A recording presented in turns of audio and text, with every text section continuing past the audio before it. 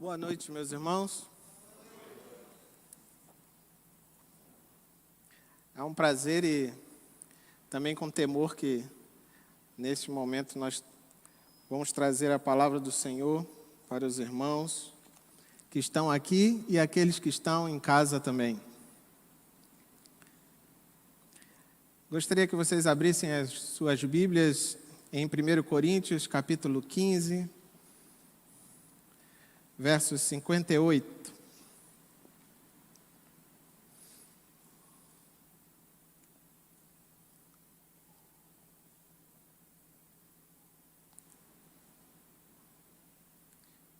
Primeiro Coríntios 15, 58 diz assim: Portanto, meus amados irmãos, sede firmes e constantes, sempre abundantes na obra do Senhor, sabendo que o vosso trabalho não é vão no Senhor. Vamos orar? Nosso Deus, nosso Pai, nós te agradecemos por estarmos na tua casa nessa noite, poder estar reunidos aqui, e nós queremos, ó Deus, te pedir que o Senhor fale aos nossos corações. Em nome de Jesus. Amém. Esse texto é um texto muito conhecido dos irmãos e eu queria iniciar falando sobre a carta de Paulo aos Coríntios. Essa primeira carta, né, a primeira carta que está reunida no cânone, na Bíblia, ela é uma carta especial para a igreja hoje, porque nenhuma outra carta de Paulo responde a tantas questões práticas do dia a dia da igreja, ou apresenta de uma forma tão vigorosa implicações éticas colocadas sobre a vida cristã em uma sociedade como a de Corinto naquela época e a que vivemos hoje. Eu quero lembrar os irmãos que tiveram na semana passada, pastor Pedro fez a ceia e fez um relato desde o capítulo 1 até o capítulo 11, né? O que Paulo vinha ensinando à igreja de Corinto sobre diversos aspectos. Mas no capítulo 15, Paulo vai dar ênfase à natureza e à importância da ressurreição como sendo o centro da mensagem cristã. Observe aí no versos de 1 a 6 do mesmo capítulo, deixa a sua Bíblia aberta. A partir do verso 1 até o 6, Paulo escreve assim: Irmãos, quero lembrar-lhes o evangelho que lhes preguei, o qual vocês receberam e no qual estão firmes. Por meio deste evangelho vocês são salvos, desde que se apeguem firmemente à palavra que lhes preguei. Caso contrário, vocês têm crido em vão. Pois, primeiramente lhe transmiti, foi o que recebi. E aí, você grifa aí o resumo do Evangelho. Que Cristo morreu pelos nossos pecados, segundo as Escrituras. Foi sepultado, ressuscitou ao terceiro dia, segundo as Escrituras. E apareceu a Pedro e depois aos 12. E depois disso apareceu a mais de 500 irmãos de uma só vez, a maioria dos quais ainda vive, embora alguns já tenham adormecido. Pensem na batalha que os missionários, vamos chamar assim, Paulo, principalmente, tinha no Império Romano do primeiro século. No início dessa carta, Paulo começou como uma proclamação da mensagem da cruz. A partir do capítulo 1, verso 23, diz: Nós pregamos a Cristo crucificado, escândalo para os judeus e loucura para os gentios. A mensagem do Evangelho era a palavra da cruz, porém loucura para os que se perdem. 1 Coríntios 1, verso 18. Os judeus acreditavam que um crucificado era um amaldiçoado por Deus. A cruz era o símbolo de uma maldição. A reação imediata dos gentios seria naturalmente um pouco mais cética com relação a isso.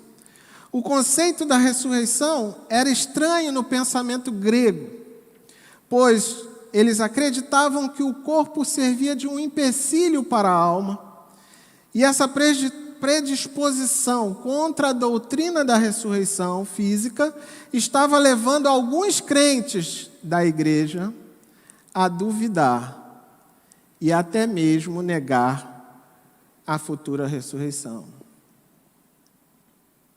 Precisamos estar atentos, meus irmãos, nesse tempo que nós estamos vivendo agora, para que neste novo normal nós não nos tornemos descrentes como alguns irmãos de Corinto.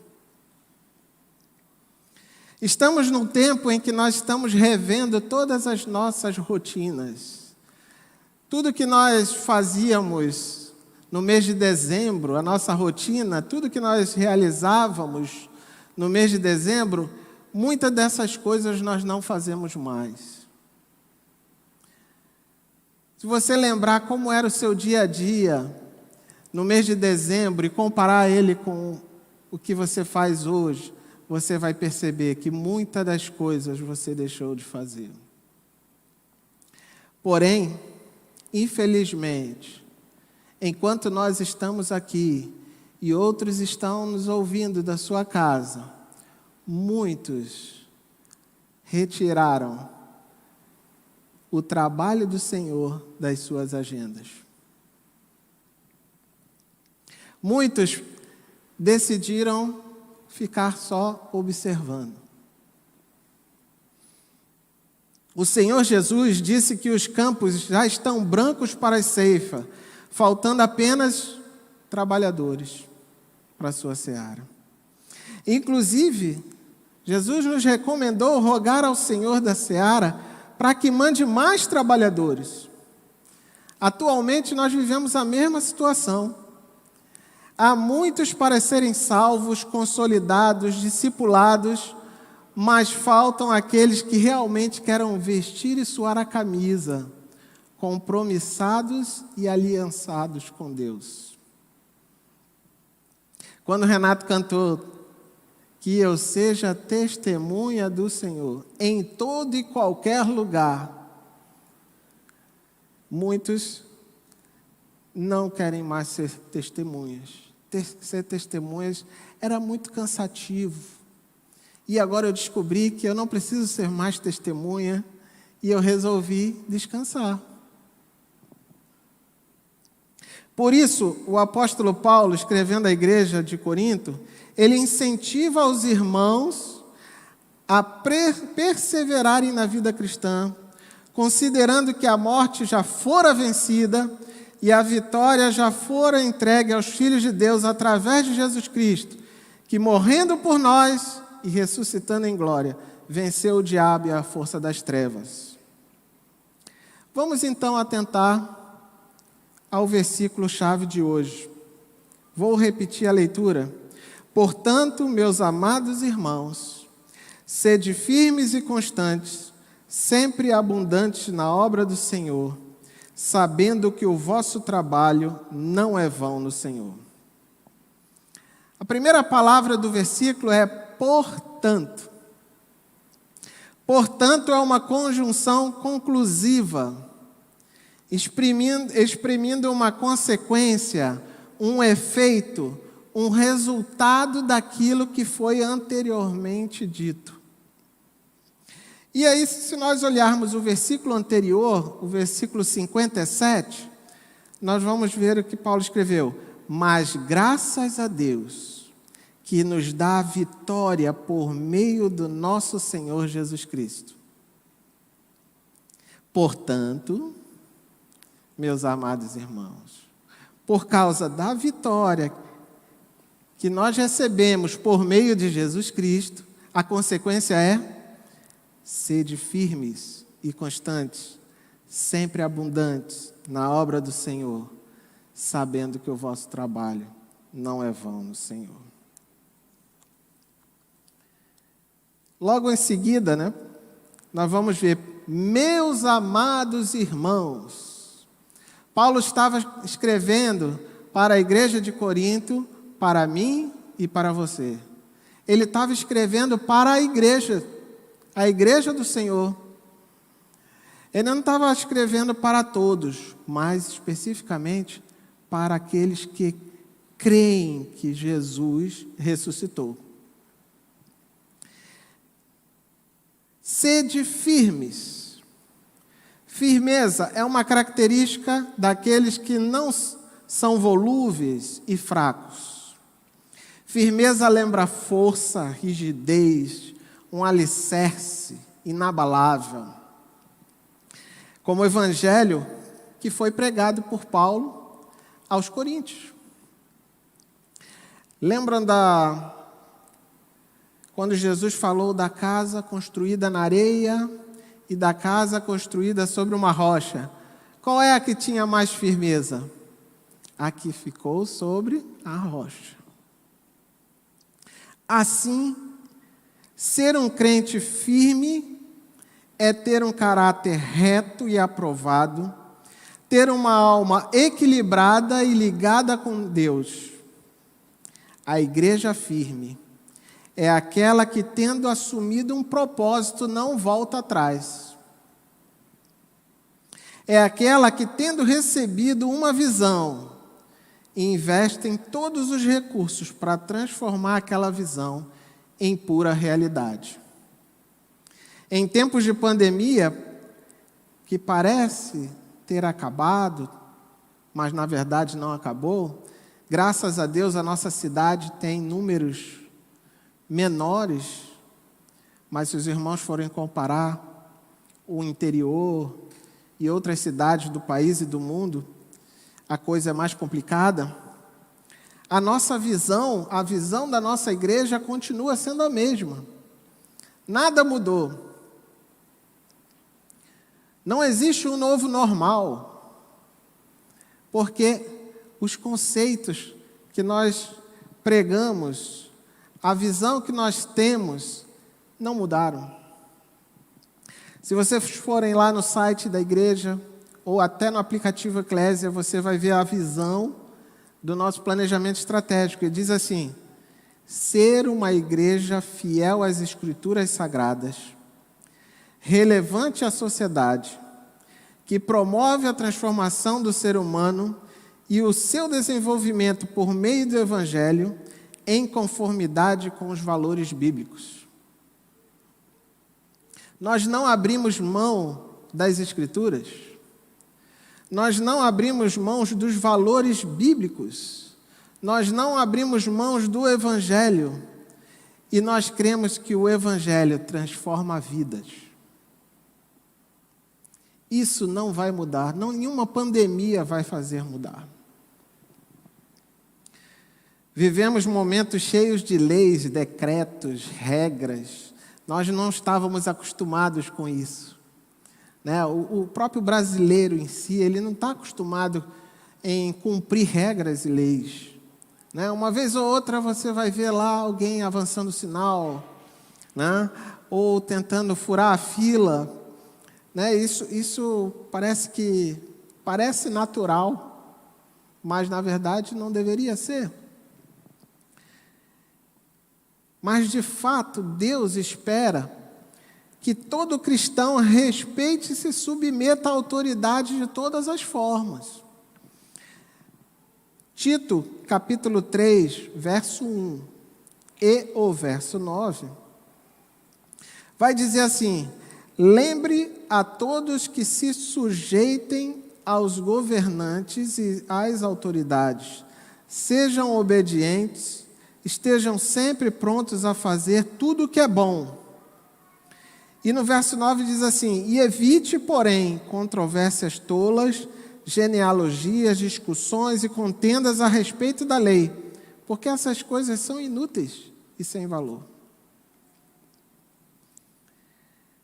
Aí os irmãos podem pensar assim: mas em algum momento é preciso obedecer antes a Deus do que aos homens. É verdade. Atos 5, 29 diz: é preciso obedecer antes a Deus do que aos homens. Esse limite não colide com os versículos anteriores que nós lemos. Porque se nós obedecermos a Deus, obedeceremos às autoridades e obedeceremos às leis e às regras. Não podemos deixar de fazer a obra do Senhor, mas devemos respeitar os nossos governantes, sendo mesmo dentro da igreja aqueles que nos governam, como também fora da igreja. Quantas vezes eu venho à casa do Senhor, eu sou servido pelos meus irmãos, né? Quando vocês chegaram aqui, vocês foram recepcionados pela equipe da recepção, que mediu a sua temperatura, né? Pediu lá, conferiu lá a sua inscrição no aplicativo, solicitou que vocês passassem um álcool gel, solicitou que vocês sentassem nessas cadeiras que foram higienizadas antes de vocês sentarem. Alguém por trás está trabalhando para que você pudesse chegar à igreja com segurança e participar do culto. Essas pessoas chegaram mais cedo do que todos nós aqui, foram as primeiras pessoas a chegarem. Hoje de manhã, quando o culto terminou, os funcionários começaram a higienizar todas as cadeiras, todos os locais que foram utilizados começaram a ser higienizados. Mas quando é que chega a parte de nós, a igreja toda, servir?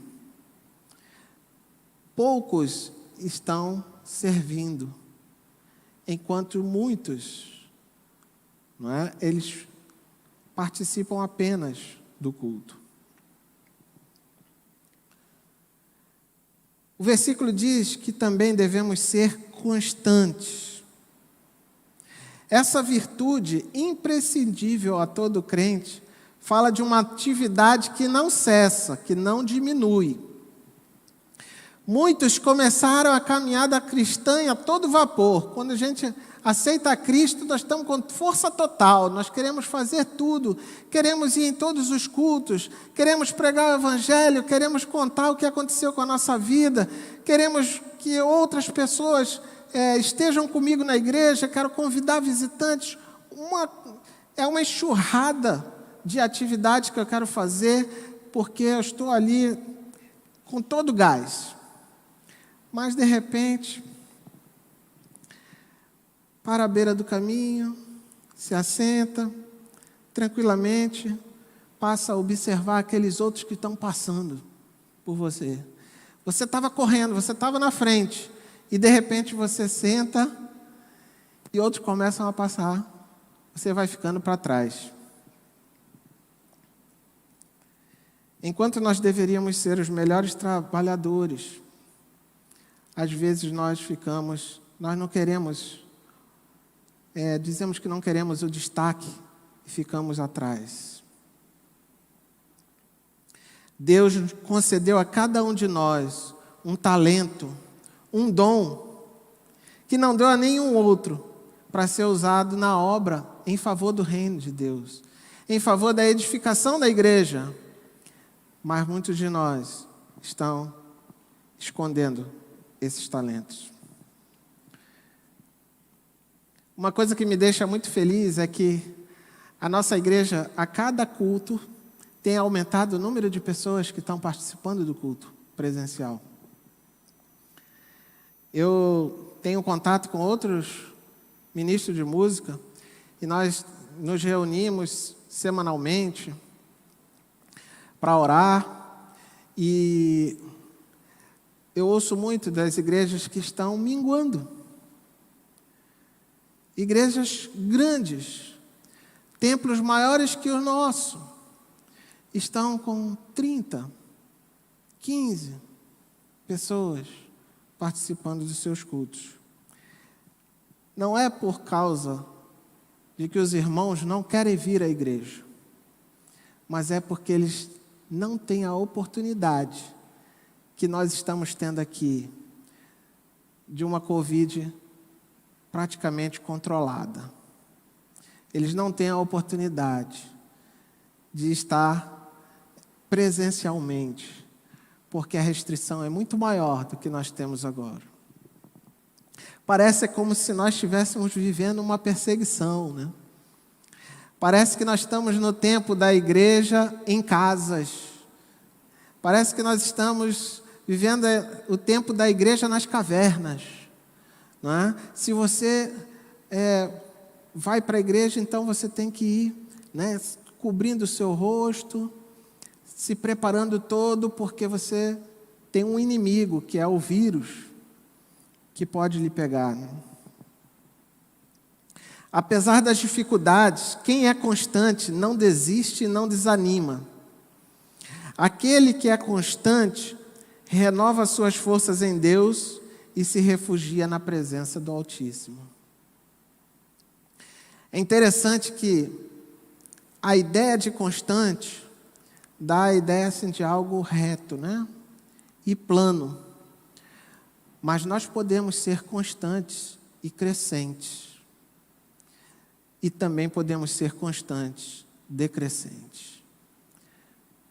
Deus quer que nós sejamos crescentes. Nossa constância, ela vai estar relacionada diretamente com a nossa santidade. Paulo escreve na carta aos Efésios, capítulo 4, verso 30, não entristeçais o Espírito Santo de Deus, nos quais foste selado para o dia da redenção. Nós precisamos dar lugar para o Espírito Santo agir em nossa vida. No capítulo 5, verso 18, ele diz, não abandoneis o Espírito, mas enchei-vos do Espírito Santo de Deus. Enchei-vos do Espírito de Deus. Quando falta santidade, o nosso trabalho é em vão. Tem muitos que não compreendem o que a palavra de Deus diz em relação à santidade, acha que o fato de vir à igreja, cantar, ler um texto, orar, é um favor que está fazendo a Deus, porque eu estou prestando culto a Deus. Eu vou lá, Deus precisa da minha adoração. Não, nós estamos redondamente enganados se pensamos dessa forma, porque Deus não precisa de nós. Ele é autossuficiente. Quem precisa de vir ao templo somos nós. Que nós que precisamos adorar a Deus.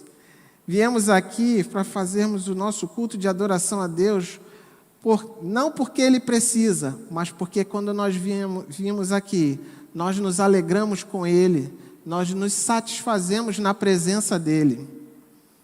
Nós temos um cântico que de vez em quando cantamos aqui, quão amáveis são os teus tabernáculos, Senhor dos exércitos. A minha alma está desejosa e desfalece pelos átrios do Senhor. O meu coração e a minha carne clamam pelo Deus vivo. Quando nós viemos à igreja, nós devemos vir com esse mesmo sentimento, de estar na presença do Senhor, de estar nos átrios do Senhor. O texto diz que nós devemos ser sempre abundantes na obra do Senhor. E a abundância é uma característica que nos remete àquilo que vai além do necessário. Ser abundante é sempre fazer mais e melhor do que nos foi pedido. E às vezes nós somos abundantes uns com os outros. E esquecemos que para Deus nós deveríamos sempre fazer mais e melhor. Nós deveríamos ser abundantes com Deus e às vezes nós nos retraímos com Deus e queremos ser abundantes com os outros. Nós precisamos ser abundantes na oração, no ofertar, no serviço do Senhor, em qualquer área, na celebração, sempre com júbilo e vigor. Ser abundante é sempre fazer mais sem reclamar ou murmurar. Às vezes nos é solicitado fazer um algo mais e nós murmuramos, nós reclamamos, por que está querendo mais? Né? Por que não pode ser mais simples? O nosso Deus merece o melhor e muito mais. Nós seremos abundantes se tudo fizermos com amor. Sem amor, dificilmente nós vamos conseguir ser abundantes. Um exemplo clássico aqui na nossa igreja é quando nós temos um encontro de casais, um encontro de jovens, onde às vezes eu uso a expressão, há uma overdose de amor. Então, nós suamos literalmente naquele final de semana, que nós queremos entregar ao máximo aqueles convidados que estão ali. Então, nós fazemos tudo ali com abundância. Como seria a igreja se toda a igreja realizasse o trabalho do Senhor com a mesma abundância daquele final de semana? Com a mesma força, com o mesmo ímpeto, com a mesma energia que a gente dispensa naquele final de semana. Paulo escreve no capítulo 16 de 1 Coríntios: vigiai e estais firme na fé, portai-vos varonilmente e fortalecei-vos. Todas as vossas coisas sejam feitas com amor. 1 Coríntios 16, verso 13 e 14. Nosso trabalho precisa dar frutos. Há alguma chance de se obter frutos abundantes se alguém ou algum ministério não tem como ingrediente o amor? É importante salientar que para a abundância Paulo nos orienta com a palavra sempre. Paulo nos disse assim: sempre sedes firmes, sempre sejam constantes. Mas Paulo escreveu: sempre abundantes.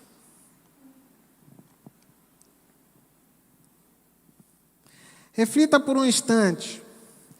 Como seria a igreja de Cristo se todos os irmãos fossem iguais em santidade e amor? Reflita um instante. Todos os irmãos fossem iguais em santidade e amor. Agora, pense se todos fossem iguais a você em relação à santidade e amor. É uma pergunta muito difícil. Porque quando nós olhamos para nós mesmos, a gente começa a ver, poxa, eu acho que não ia ser muito bom.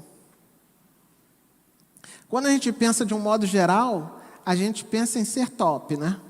A gente pensa, poxa, todo mundo, a mesma santidade, o mesmo amor, ia ser santidade top, amor top. Agora, quando você olha para si mesmo, se a igreja fosse igual a mim, no quesito santidade e amor, como seria?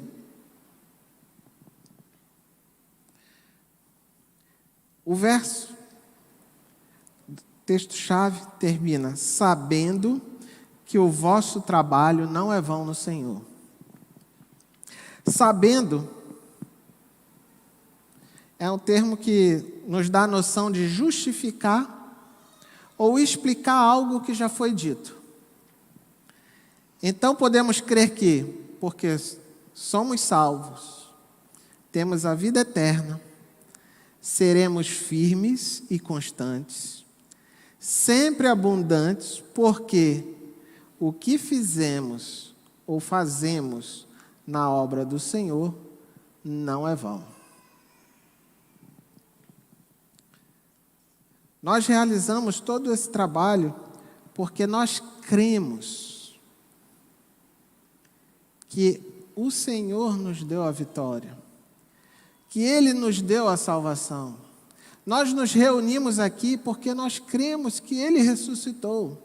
Senão, de nada adiantava vir aqui e fazer o quê? Fazer o quê? O trabalho que fazemos para Deus é para Deus e não para os homens. A glória e honra pertencem todas a Deus. Também aos Coríntios, Paulo escreveu: portanto, quer comais, quer bebais, ou façais qualquer coisa, fazei tudo para a glória de Deus. Não fazei nada para receber os louros, para alguém dizer que você é 10. Tudo que se faz na obra de Deus não é vão. Tudo tem uma recompensa. Primeiro, é uma questão de obediência. Depois, quando obedecemos e cumprimos o que Ele mandou, vêm as maravilhosas recompensas que Ele já nos prometeu. Muitos só olham para as promessas e esquecem do trabalho que lhes cabe no reino. Diante dos desafios do dia a dia, muitas vezes nós pensamos em desistir. Nós pensamos em abandonar o que estamos fazendo porque o resultado não está aparecendo, está demorando demais, porque o tempo da colheita parece que nunca vai chegar, não vai sair fruto nenhum. Mas sejamos firmes e constantes, porque todo o trabalho que fazemos e apresentamos ao Senhor não é vão. Sonde agora o seu coração e responda para si mesmo: você tem sido um crente firme? Você tem sido constante? Você tem feito tudo com abundância? A gente não pode esperar que o irmãozinho do lado direito ou do lado esquerdo, ele vai crescer para te levar junto. Não adianta sentar no meio-fio, na beira do caminho, e ver os outros passarem, e você ser carregado por alguém. Cada um de nós tem a responsabilidade no reino. Independentemente se estamos aqui ou em casa, todos nós temos responsabilidade no reino. Nós vamos cantar uma música, e eu gostaria de fazer um apelo. Primeiro, se você não é crente, mas hoje quer ser um crente em Cristo Jesus, confessar que Ele é teu Salvador, que Ele ressuscitou ao terceiro dia e um dia vai te levar com Ele, você pode tomar essa decisão hoje. Se você está presente aqui, eu não vou te pedir para você vir à frente. Nós não vamos fazer aglomerações. Mas você pode ficar em pé onde você está. Se você está em casa, você pode escrever no chat: eu quero ser um crente em Cristo Jesus a partir de hoje. Você também, crente, mas que percebeu que você não está muito firme, mas deseja firmar os seus passos hoje no Evangelho, firmar os seus passos no serviço do Senhor, e quer tomar essa decisão agora, também pode ficar em pé. Agora, se você considera que está firme, mas que não tem a constância, está como as ondas do mar, ora está em cima, ora está embaixo. Se você hoje quer ter uma vida cristã constante com o Senhor, você pode ficar em pé também. Agora, se você é firme, você é constante, mas está vendo que precisa ser mais abundante na obra do Senhor, você também pode ficar em pé. Qualquer um de nós, não tenha vergonha. Se você tomou uma dessas decisões, você pode ficar em pé hoje. Glória a Deus, glória a Deus, glória a Deus.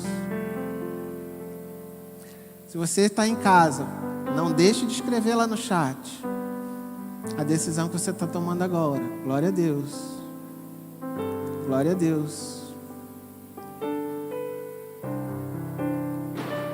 É um tempo difícil. As situações são difíceis. As coisas estão mudando. Os valores das pessoas estão mudando. Mas os valores bíblicos, os valores cristãos, não mudaram. O reino de Deus não mudou. E nós precisamos estar firmes. Precisamos estar constantes e abundantes na obra do Senhor. Há muita gente precisando do Evangelho aí. E nós não podemos ficar parados, olhando. Como diz o ditado, né? Olhando a banda passar. Vamos cantar? Fiquemos todos em pé.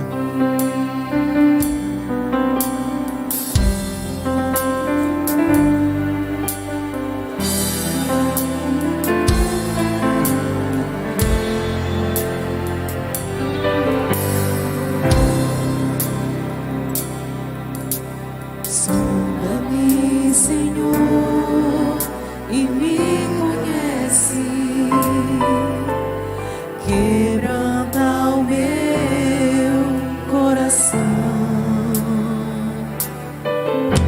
Transforma-me conforme a tua palavra e enche-me até que em mim se ache só ti.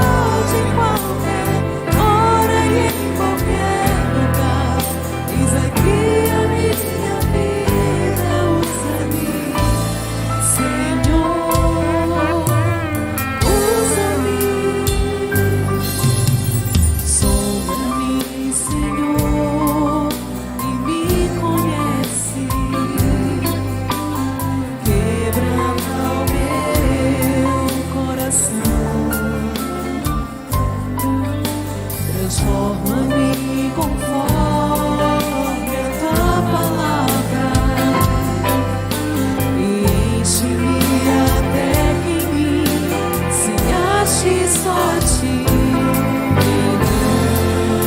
Usa-me, Senhor.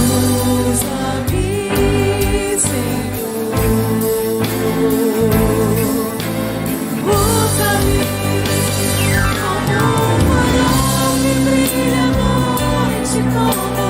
ponte sobre as águas, como abrigo no deserto.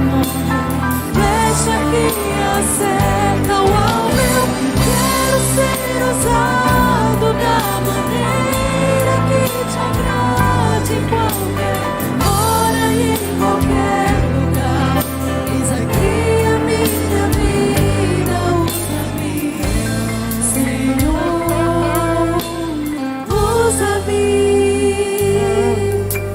Sonda-me, quebranta-me, transforma-me, enche-me e usa-me. Sonda-me, quebranta-me, transforma-me,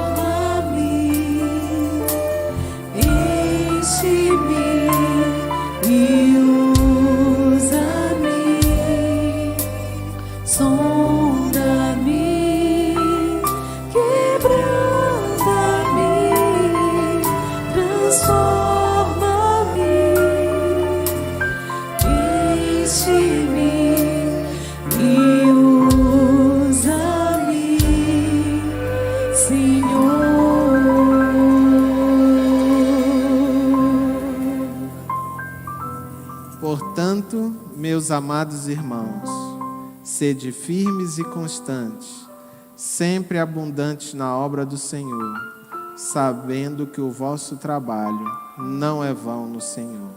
Que Deus os abençoe.